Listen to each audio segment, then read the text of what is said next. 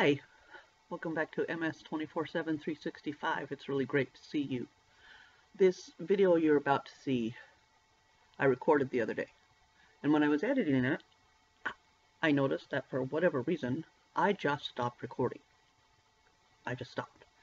I don't know exactly what happened.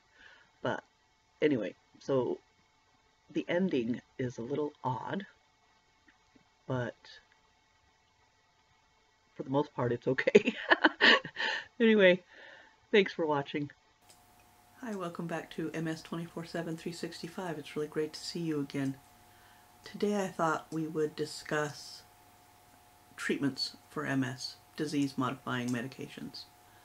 There are a lot more now than there were when I was first diagnosed in 1996. Some I have tried, some I haven't tried, some I can't try, and some I've never heard of. Like I said, there's a lot of them. Let's get started.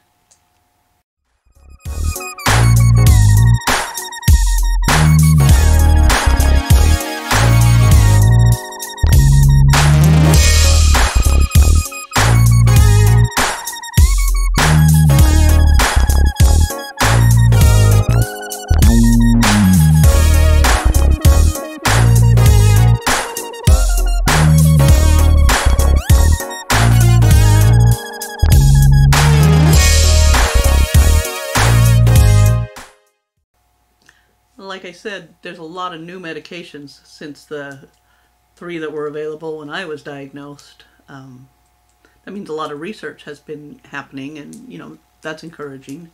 New medication means new research, means closer to a cure. So, you know, that's always encouraging. Now, when it comes to medications, I can really only speak on the ones I have ever tried or, you know, used. And give you my experience. I'm not going to recommend any medications to anybody or try to dissuade you from using anything. I'm just going to give you my experience with them, resources to do research on them for yourself, and information you can find online for any of the medications that I'm talking about. Once again, this is all just my experience.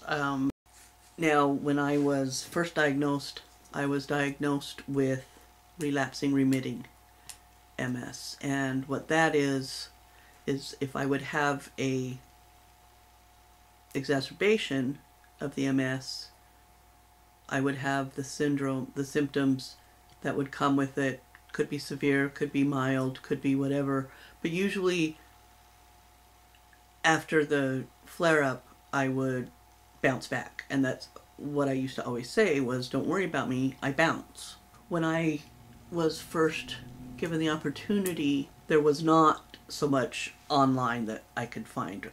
I was given boxes of information on the 3 of these, thick box of information and pamphlets and a booklet and all this stuff and numbers to call and, you know, stuff that I could do to research this. And now, I mean, you can go online and research any of these that you want to at any time. Of those 3, the first one I tried was Avonex. It was a once-a-week injection. At the time it was intramuscular, and we had to have a nurse come and teach us how to give this shot so that it would be effective for me. Like I said, it was brand new.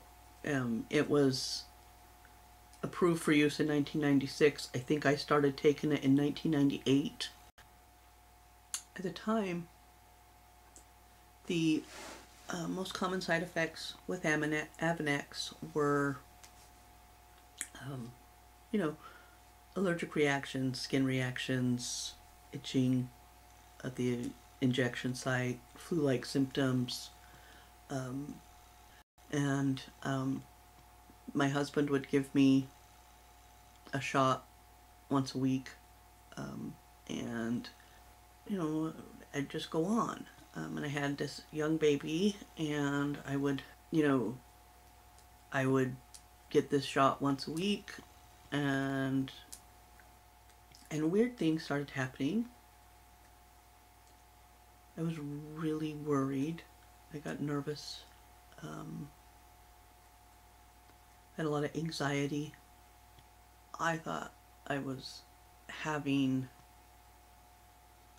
postpartum, maybe, or something like that.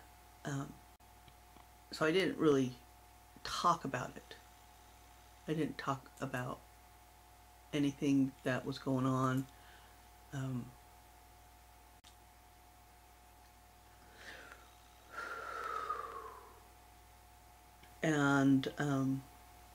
So when I started having serious anxiety, and I didn't put it to the Avonex because they weren't side effects that were known.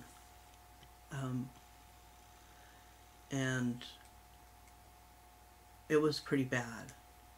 I was convinced that people were recording my child, my baby, and were playing the recording over her baby monitor and would kidnap her, so she slept in a bassinet next to my bed, or in her car seat or her carrier on my bed next to me, because I was not, and I would have visions that the water heater was going to blow up and I would not be able to get her and her sister out of their rooms, and so I didn't sleep.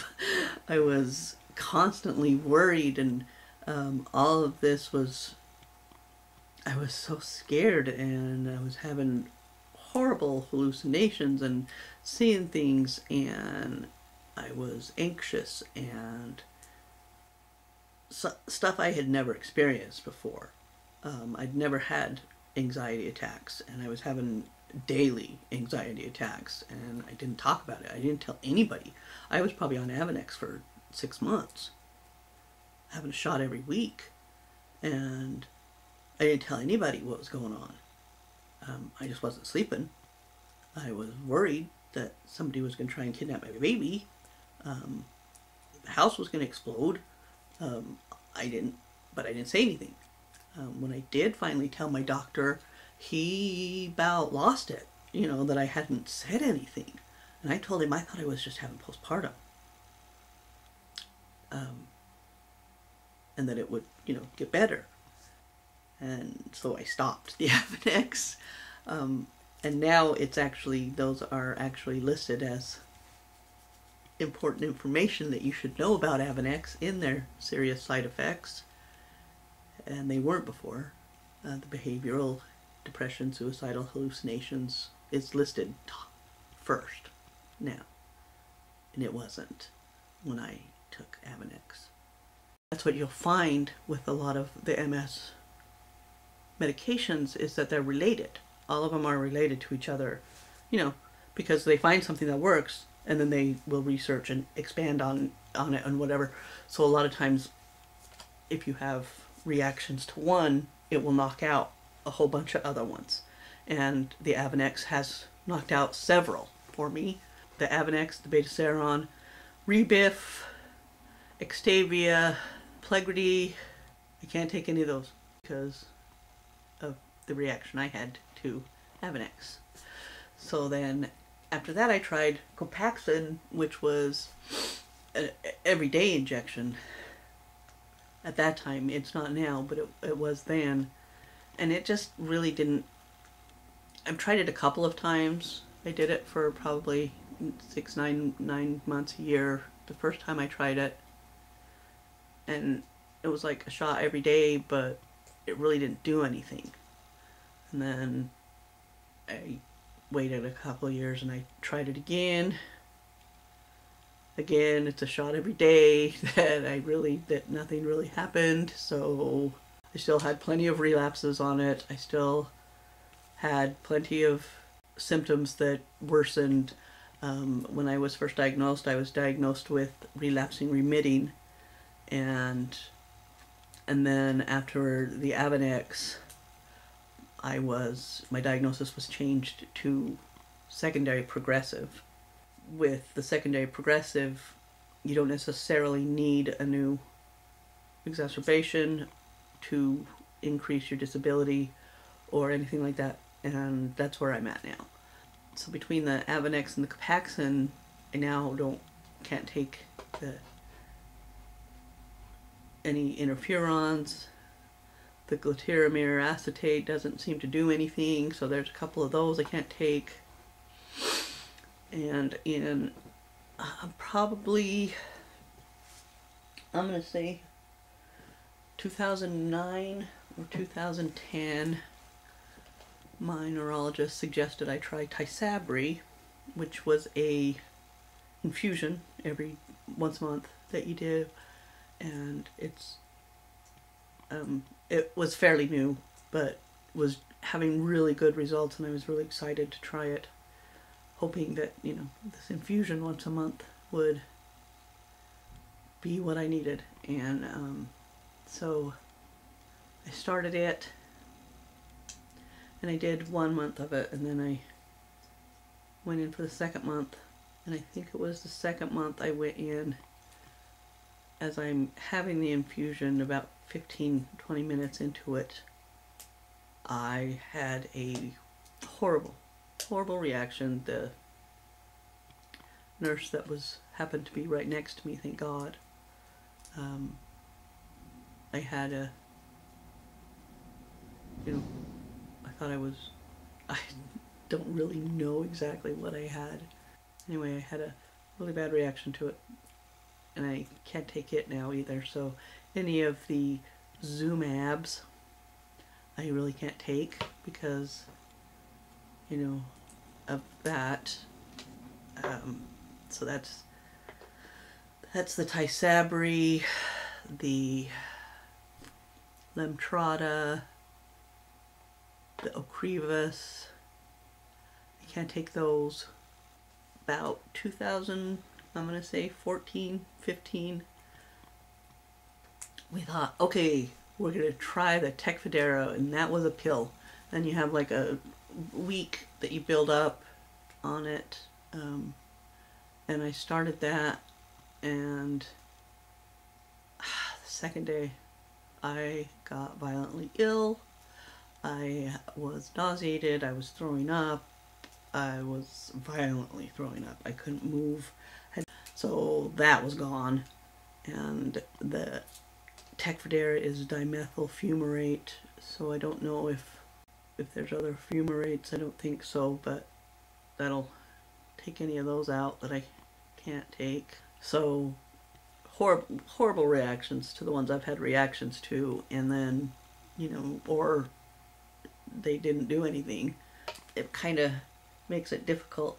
So I don't really have a modifying option left for me.